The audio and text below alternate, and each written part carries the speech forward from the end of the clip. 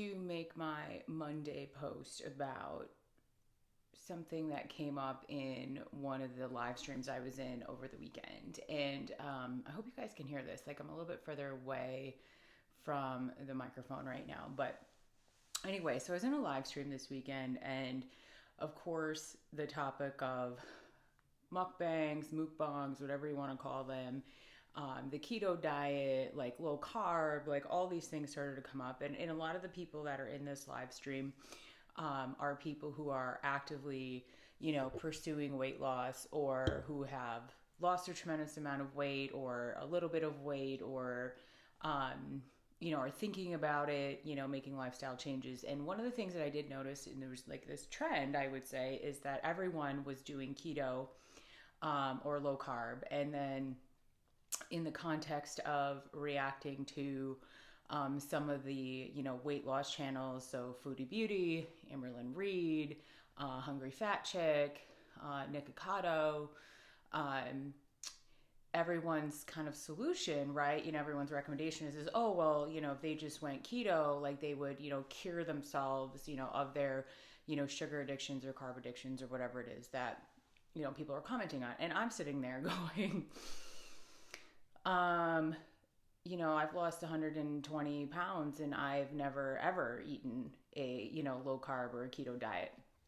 I have tried, but I have found that for me personally, that diet or those types of diets like lower carb or keto do not work well with my body. And there are people who swear by it. There are people who swear by the combination of, keto and intermittent fasting, and, or Atkins and intermittent fasting, and this intermittent fasting thing, which is also really popular right now because it basically closes the window for people in which they, consume all of their calories. But I wanted to film a mukbang, a what? Like whatever, a mukbang, sort of, eating a sandwich, because I wanted to talk about, why I don't do low carb and intermittent fasting. And I'm not an expert in nutrition, right? We've talked about this before. My background is in organizational psychology. I am not a licensed clinician in my field. We are not licensed. We are not psychologists. We're consultants in that mindset, right? We go in and we help companies figure out why their employees are not productive. And so I have no expertise other than my own like anecdotal evidence in my own life to share with you. And so I also am slightly fascinated by this concept of eating on camera.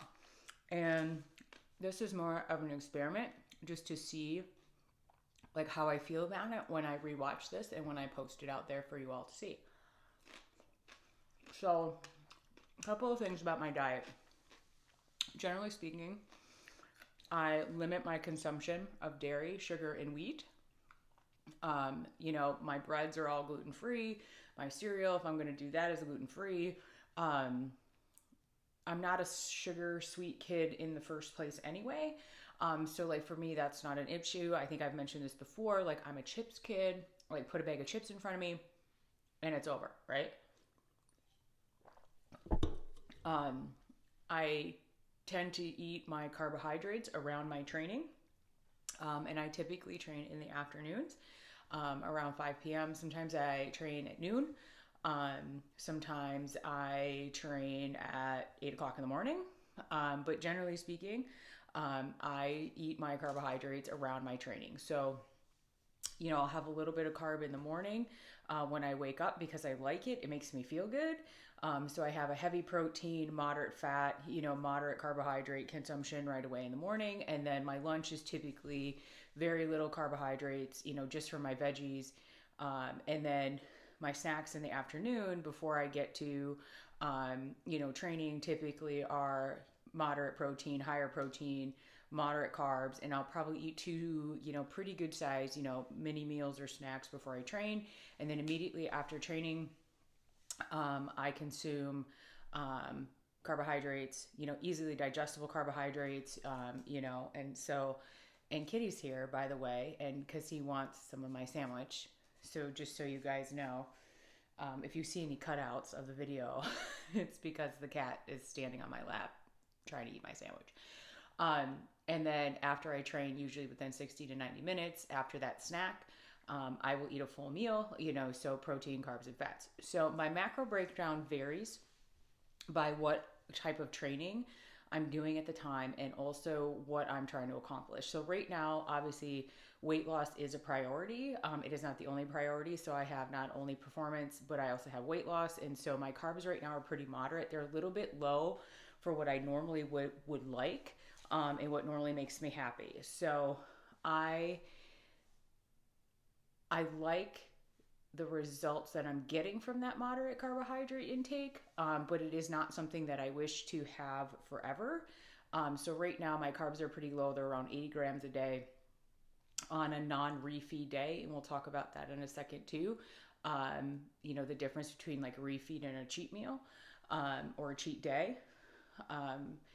So the 80 grams is pretty low. Like I can usually blow through that if I don't have all of my meals planned out. Like I could blow through 80 carbs in 2 meals, right? If I, eating something that's a little bit heavier, if I'm eating rice, or potatoes, something like that, I can blow through that pretty fast. So my carbs are really planned out.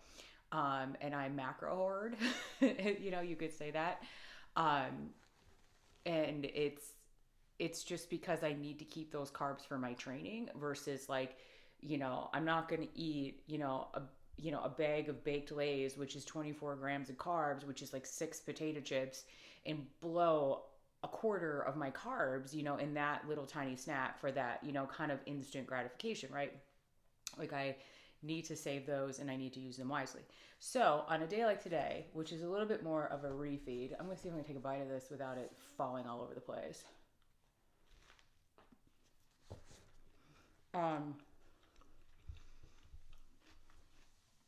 Okay, hi Kitty.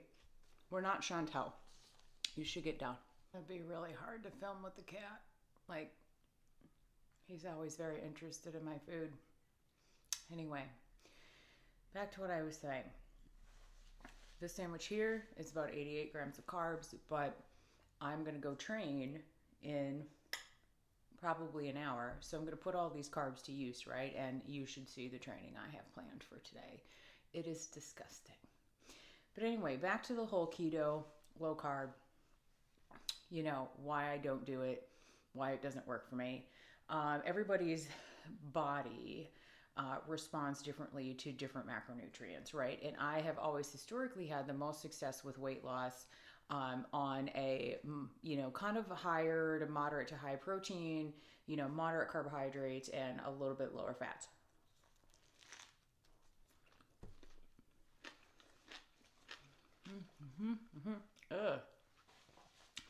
So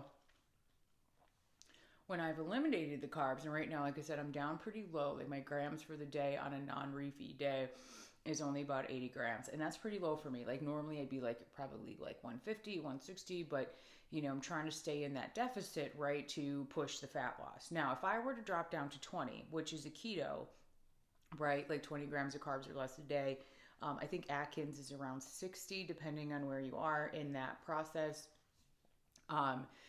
I cease to function. I cannot lift weights. I've gone through the whole like you just haven't you haven't done it long enough, or you need to wait until you're through this particular point in the keto diet to be able, to feel the benefits or whatever, which that might be true for some people.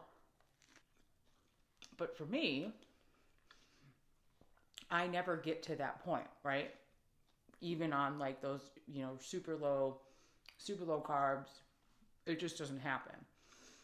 So I don't know if there's anything unique about my body. Like I've never talked to, a doctor about that. It's just being like, why don't I have results on low carb diets where, I follow a lot of people that they're like, oh, I started my low carb diet 3 days ago and I've already lost 20 pounds, and a lot of it's water weight. Like we all know that, like the first 10 is usually water weight, but for me, that has never happened. And so when I was in my 20s, I did Atkins for, oh my God, almost a year.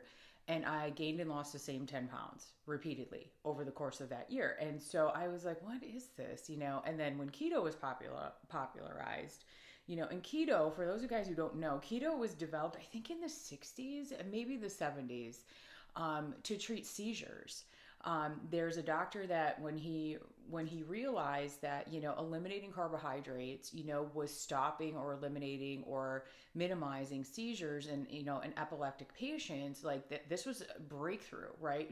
Treating medicine, or treating health issues with diet, right? Which we know to be true in other circumstances, right? So if you're diabetic, like watch your carb consumption, right? Like, especially, obviously the type 2 non-insulin dependent diabetics, like, of course, that's how we treat illness, right? Is through diet. And like, he's a little taboo, but that's ultimately what Greg Glassman, the founder of CrossFit, had said for years. And so, and that method, like kind of like that methodology now has, carried on now with, the new, CEO of CrossFit. And that's good. Like we're, it's not just about like the medicine, right? Like it's what else is going into your body that is affecting you, and a lot of things can be, effectively treated or managed, if you will. If the word treated makes you uncomfortable, the word managed with diet and with exercise, right?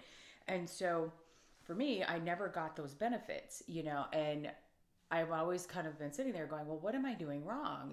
And I think all it is it's just the way that my body reacts to that particular like carb deficit. And trust me, I wish that I could do keto, for 2 weeks and lose 20 pounds and I would never have to vlog again, but that's just not in the cards for me. And I mean, I take my hat off to people who have done this, who have, haven't eaten carbs in 5 years and they're like, oh, I feel so great. That's just their body, and like for me though, can't do it. It's not going to be sustainable even if I do it. And it's not going to result in what, it's not going to give me the result that I'm looking for. Right. So anyway, so I kind of felt bad like in this live stream because all these people are like, oh, I've lost 200 pounds on keto. I've lost this, I've lost that, and that was the one thing that I did notice that was, and I'm not saying this is true for everyone because I don't think that it is, right? But like one of the things I did notice is that the people who said they had lost a tremendous amount of weight on keto, or low carb have lost hundreds of pounds, not 20, not 50, but like hundreds of pounds, and so I wonder if there's something to that, right? Versus it, are you truly in this camp of like being a carbohydrate addict, or being a sugar addict, and that's why you've had so much success, where my body doesn't need that kind of like, I hate this word, but I'm going to say it, detoxification. It doesn't need that, right? I don't need to like get over a sugar addiction because I don't have one, right? Like I don't have that, and so, and I don't necessarily have like, I'm not like a carb junkie either. Like, do I love carbs? Absolutely. Do I love French fries? Absolutely. But I don't eat them every day. I don't even eat them every week or every month. Like, and I don't crave food. Like I don't sit here and think about it, and that's so, for a long time, especially at my heaviest, I used to think that I had a food addiction. Like I was like, oh, I'm addicted to food. Like I can't control myself. I can't, I can't, eat bread because I eat the whole loaf, like, just different things. And that really wasn't what it was. It was just simply because I have like the way that my brain works is that like it's more of a feel good thing. And I guess you could say that is an addiction, but that addiction was easily replaced with something else that felt good. Does that make sense? Okay, so there we are. Like, I took out, food, any type of food, and I replaced it with exercise. And then that was just my replacement addiction. I could have replaced it with anything. I want to make that very clear. So I'm really glad that I chose that and not drugs, because I would be either dead or in rehab. And I said that my entire 20s, that I was so glad that I was at least self-aware enough to not go down that path, or at least not go down that path very far, because I was going to either end up dead or in rehab from some kind of addiction. And we can talk about how addiction has affected my family on one of my blogs. I'll probably save that for February, and you'll understand why when we get to February. So anyway, so I'm in this live chat. I feel terrible, because I'm like, oh, I lost 120 pounds. I ate whatever I wanted, and just did it in moderation. But I understand that it doesn't work for everyone. Some people just need that type of structure. So I want to talk a little bit about that today, about how if you're not doing keto, you don't have to feel bad about it. If you eat carbs, you don't have to feel bad about it. And the reason why these diets work, and you can argue with me um, that there's something magical about keto and Atkins, but there's not. There's your truth bomb. The reason why these diets work, and the reason why all diets work, right? Whatever you want to call it, lifestyle, blah, whatever, pick your word, is because when people achieve weight loss, it's because they are taking in less calories than they, need to function. It is calories in, calories out. It is a mathematical equation. If you eat more than your body burns off, you will not lose weight. If you eat less, you will lose weight. That is why these diets work, because people don't even realize it, right? That they're actually just consuming far less calories, and that's why they're losing weight. There's nothing magical about no carb diets. There's nothing magical at all.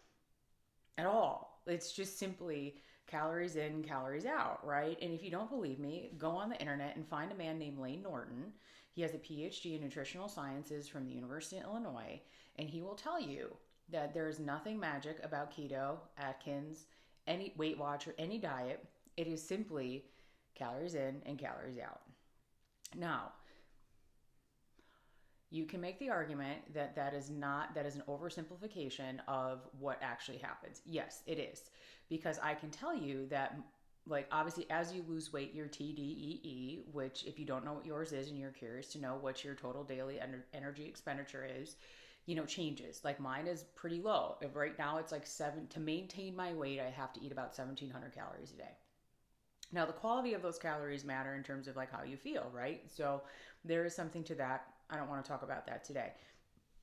But in order for me to lose weight, I have to eat, basically 500 calories less under my TDE a day, every day for 7 days to lose a pound, right? So that puts me down to about 1,200 calories a day, which is not enough for someone who trains 6 days a week and who trains under the Power Athlete and CrossFit methodology. So I can actually get away with about 1,500 calories a day when I am actively pursuing weight loss, right? And you're going to say, oh, that doesn't sound like a lot. It is, though, when you eat really high quality foods.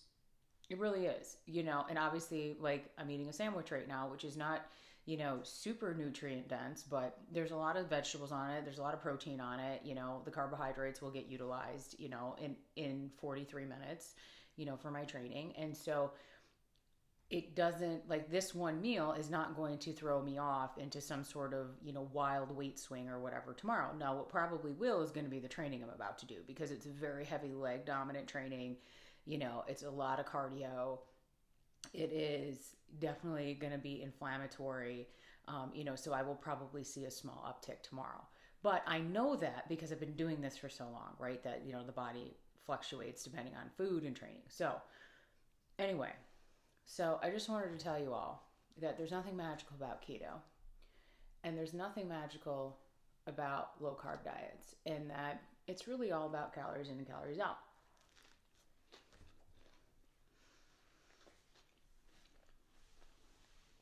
And that is the answer to all of your problems.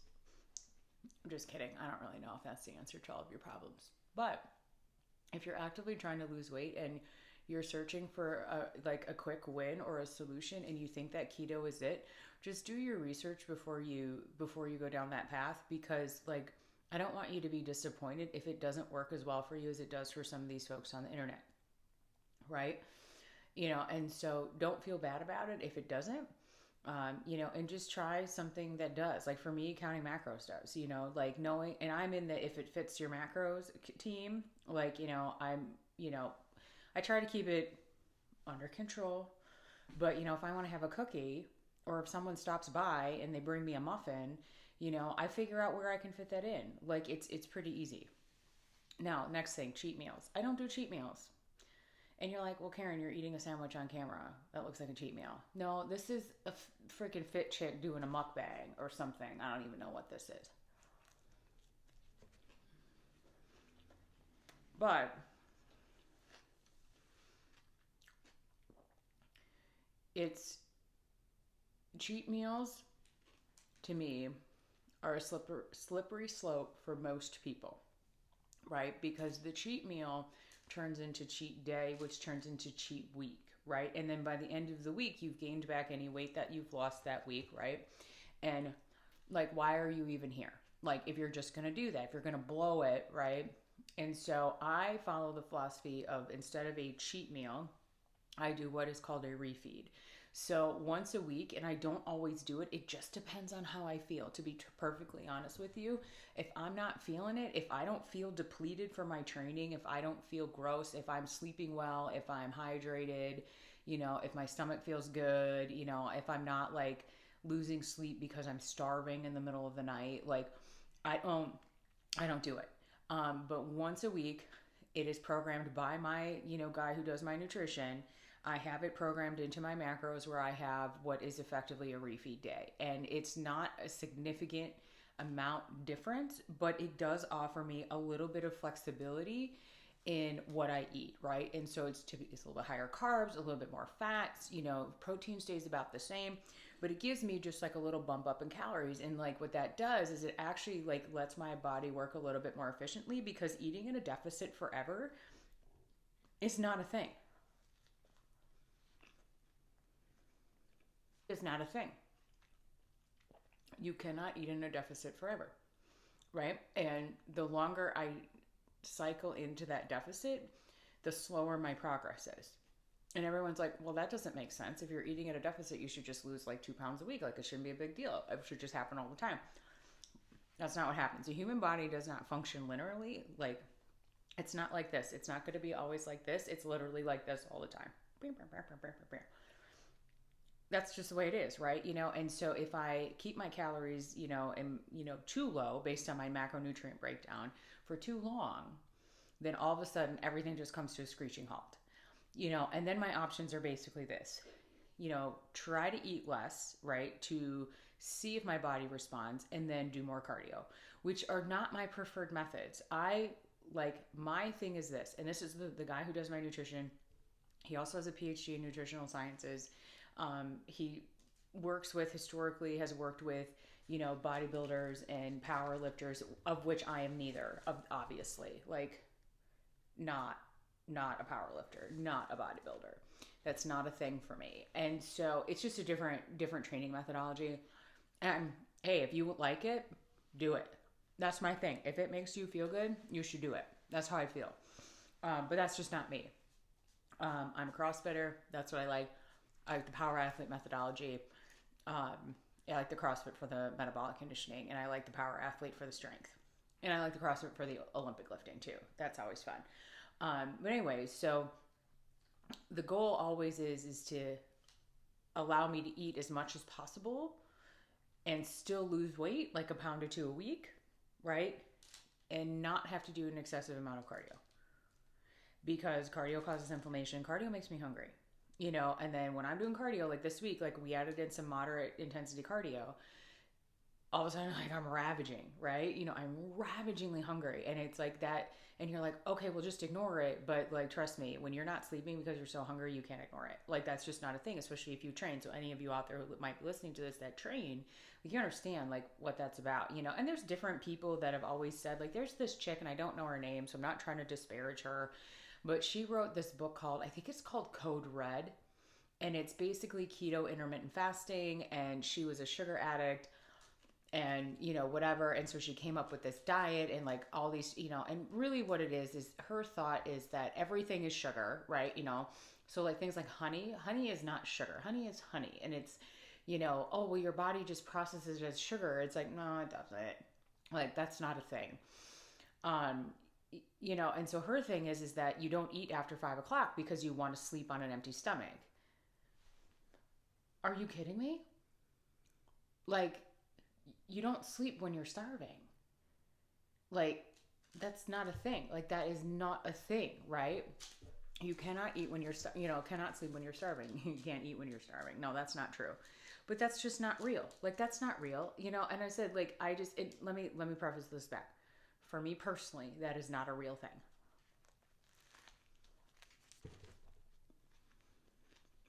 If I'm hungry, I'm not sleeping. So I eat a snack right before bed. People are like, oh, you shouldn't eat after 8 o'clock. Like your body doesn't burn any calories. There is zero, let me tell you this, zero scientific evidence, zero, that eating late in the evening or eating carbohydrates after a certain time causes fat gain. That is not a thing. That's not a thing. Now, I'm not saying go eat McDonald's at 11 o'clock at night because that's going to disrupt your sleep too, right? To have to digest all of that. But like having a bowl of yogurt or something with like some honey on it is not going to make you fat. If you're already in a deficit, that's not going to do anything to you. Fit aid. Back to my story. I don't do cheat meals. I do a refeed, and I don't always have to do it, because it's like, it just depends on how heavy my training is that day. But anyway, I hope you're all having a fantastic day. Mondays are hard. As you can see, I'm in the living room right now. My cat has been sitting next to me for the last, 19 minutes, probably longer than that, staring at my sandwich because he would like to eat it.